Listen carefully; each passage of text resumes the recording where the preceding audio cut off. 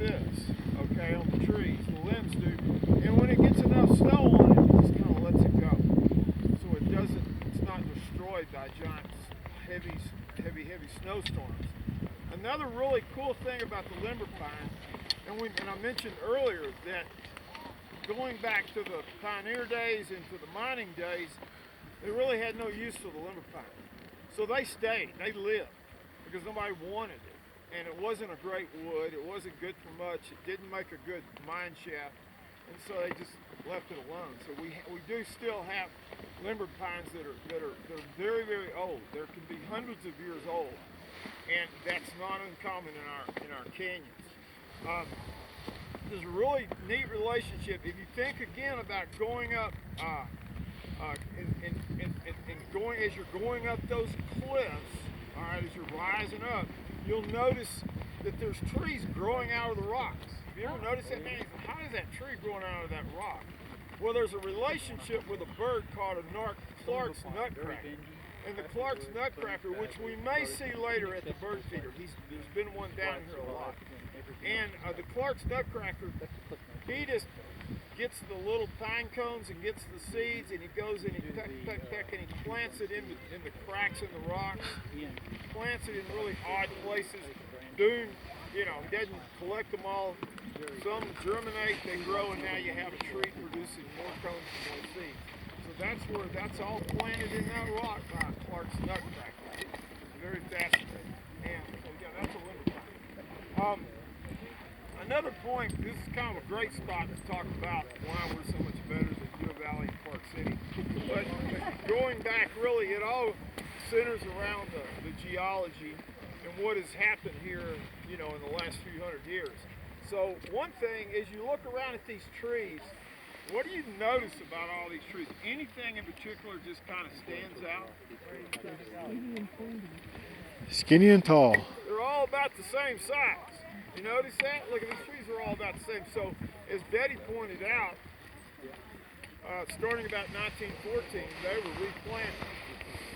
And so these trees, all the trees, the miners came in, they took out everything. We had terrible mudslides, terrible avalanches. Down in the valley, the water was getting bad. They used the wood.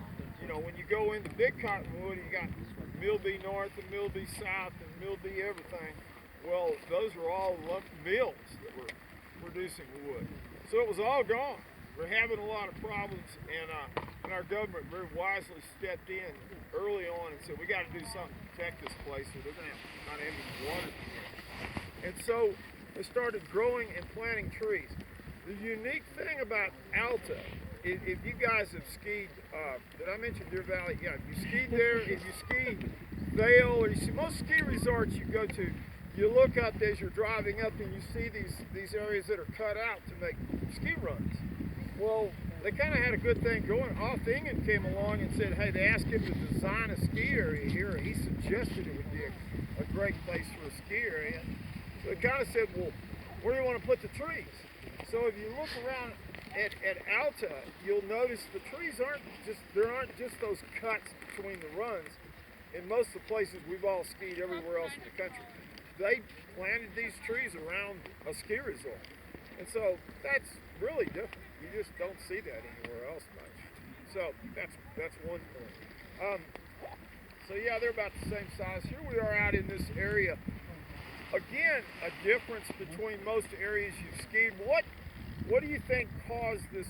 What do you notice about this valley when you look down through the valley? How's it shaped? You got it. U-shape. All right. Shaped U-shape. What caused that? You got it, glaciers. So we had glaciers that began here in the back of this canyon at Castle, worked their way down, went all the way, in the case of Big Cottonwood Canyon, the glacier went all the way out, and that all ended about 6,000 to 10,000 years ago. So it went all the way out the canyon. Over in Big Cottonwood Canyon, you guys ever notice that you drive up through all the curves, and then boom, all of a sudden, now it's U-shaped, about a third of the way up. Well, that's because the glacier terminated at that point, and Mother Nature and water took over and created the Big Cottonwood Creek and the drive that we do today. Also, when those glaciers came through this area and just took out the rocks, took the big rocks all the way to the bottom, it really changed the dating of what was here.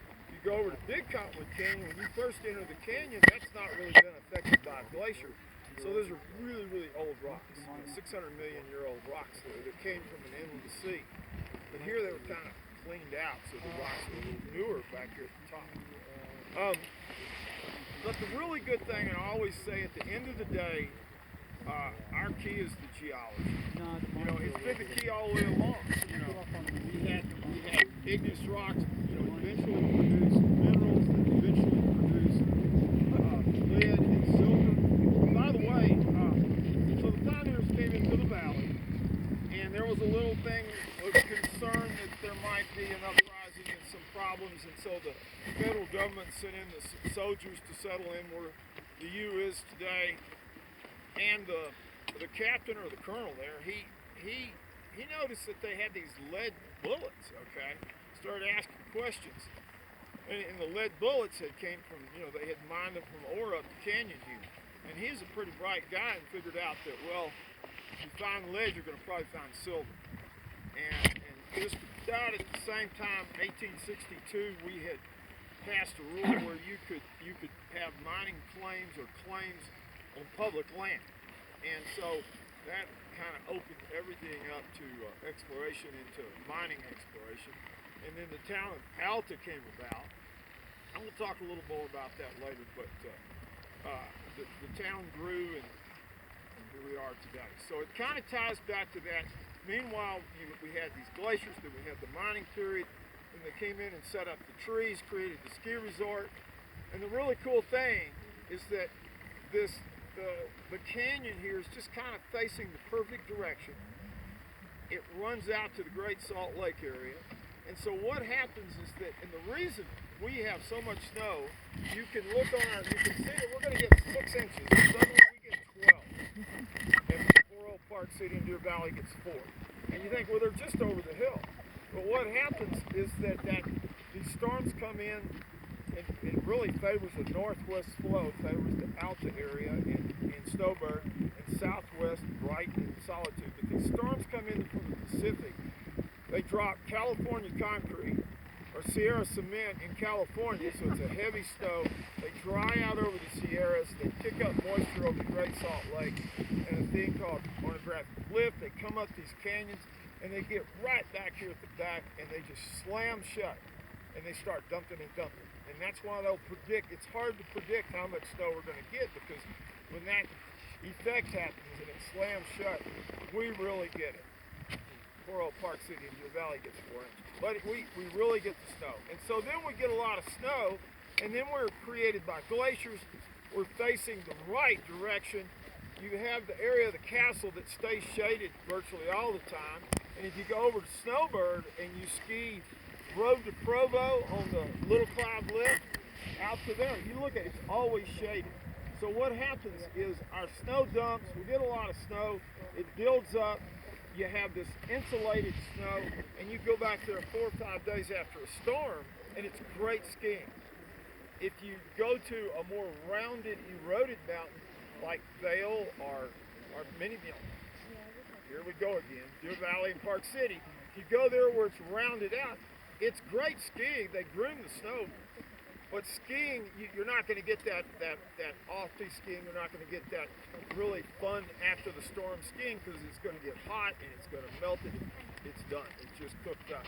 Here we're insulated, so we stay. So we're pointing the right direction. We have the advantage of the orographic lift, and then we were created by glaciers. And so it just really comes back to the geology. Woo! Down to the trees, okay?